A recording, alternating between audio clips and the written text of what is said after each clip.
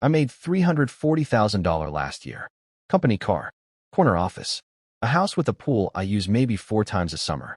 And 3 weeks ago, my transmission blew out, and I had to put the repair on a credit card because I didn't have $2,800 sitting in my checking account.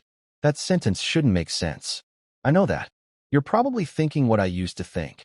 How does someone earning more than 6 times the median household income not have $3,000 available on a random Tuesday? I used to believe income was the whole equation. Hit a number, and the stress goes away. Cross another number, and you're set for life. I crossed both of those numbers years ago. The stress never left. It just got more expensive. Here's what I didn't understand back then, and what I'm going to walk you through now. There's a version of poverty that has nothing to do with how much you earn. It's called the high-income poverty trap, and it's quietly running through the lives of people who look, on paper, like they've already won. Let me show you exactly how I fell into it, what the data says about who else is in it, and how I'm climbing out. It started small. That's the part nobody tells you. It never starts with a bad decision. It starts with a series of decisions that all feel completely reasonable in the moment. The first year I crossed 6 figures, I upgraded my apartment. Made sense, I could afford it. The next year, I financed a better car because showing up to client meetings in my old one felt like it was working against me. Then private school for my daughter because the public option in our zip code wasn't great, and I told myself I owed her better. Then a bigger house because we needed the space. Then renovations on that house because half-finished projects made it feel unfinished. Then a country club membership because half my clients were already members, and I was tired of being left out of conversations that happened on golf courses. Every one of those decisions, in isolation, was defensible. I could point to a reason for each.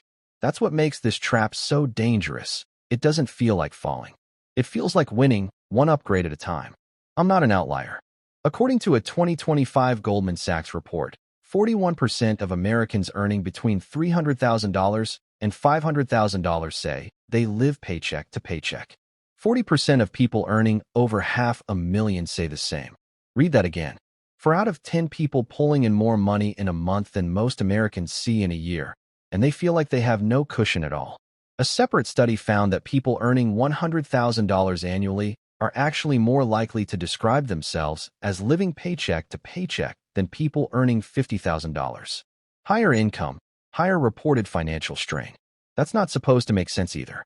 But it does, once you understand what's happening underneath the numbers. The mechanism is almost boring in how simple it is. Income goes up.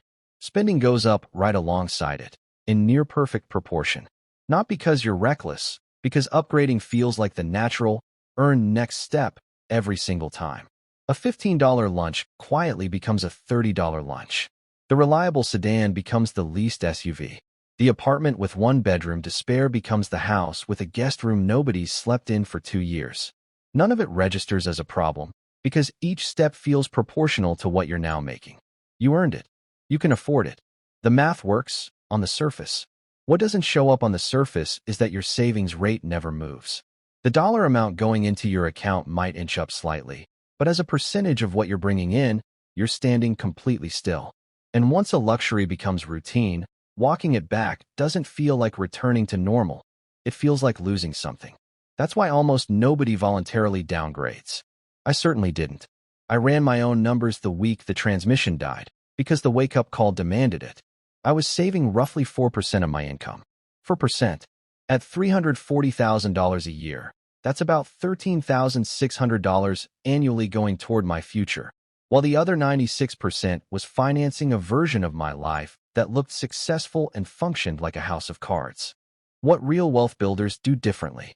Here's the part that actually stopped me cold. I went looking for what real wealth builders do differently, and it turns out they don't look anything like me. The research behind The Millionaire Next Door found that most actual millionaires don't live like the word suggests. Ramsey Solutions found that 94% of millionaires live in middle-class or modest neighborhoods. A 2025 Empower study found that over 62% of everyday millionaires still budget and shop deals, even after crossing 7 figures. The typical millionaire has rarely spent more than $399 on a single article of clothing. About 60% live in homes worth under $500,000. Warren Buffett, one of the richest people alive, still lives in the house he bought in 1958 for $31,500. The authors of that research created two categories that stuck with me. Pause. Prodigious accumulators of wealth, and UAWs, underaccumulators of wealth. Their point was blunt. A $50,000 a year janitor can be a bigger PAW than a $700,000 a year doctor. Income doesn't determine the category. They also gave a formula that hit me harder than I expected. Multiply your age by your pre-tax household income, then divide by 10. That number is roughly what your net worth should be. At the time, I was 41, earning $340,000. According to that formula, I should have had roughly $1.39 million. I had a fraction of that. I was, by every definition in that research, a dramatic underaccumulator, despite a salary most people would consider a dream outcome. So why did none of it feel like a warning sign until my car broke down? Because the goalposts kept moving, and I never noticed. A 2025 Charles Schwab survey found that Americans believe you need $2.3 million to be considered wealthy and $839,000 just to feel financially comfortable. Meanwhile, the median net worth of an American household is around $193,000. That gap between what people think they need and what they actually have is enormous, and it's the exact gap I was living inside without realizing it. When you're earning $340,000, but your net worth doesn't reflect it, you don't feel rich. You feel behind. 63% of respondents in that same Schwab survey said it now takes more money to feel wealthy than it did just a year earlier. The finish line keeps retreating. I hit milestones I used to think would feel like a rival, and each one just revealed a new, higher bar waiting on the other side. The spending data backs up how this plays out in real life. High-income households earning over $100,000 carried an average credit card balance of $12,760 in 2025. The top 20% of earners hold 35% of all U.S. credit card debt. That statistic used to confuse me until I understood the difference. Lower-income households often use credit to survive month to month. Higher-income households use credit to maintain a lifestyle that technically fits their income on paper, but leaves zero room for anything to go wrong. Different reasons. Same ending. Owing money, with interest quietly accruing in the background. This is the part that really got me. When you're earning $50,000, your housing is capped by what a landlord will approve. When you're earning $300,000 plus, you qualify for mortgages that stretch your budget just as thin, just with bigger numbers attached. My mortgage, my daughter's tuition, the club dues, the car payments. None of those read as reckless individually. Collectively, they turned into fixed costs that functioned exactly like the paycheck-to-paycheck spending I used to believe only applied to people earning far less than me. Pulling my daughter out of that school felt impossible to even consider. Selling the house felt like admitting defeat. Every one of those commitments had quietly become load-bearing.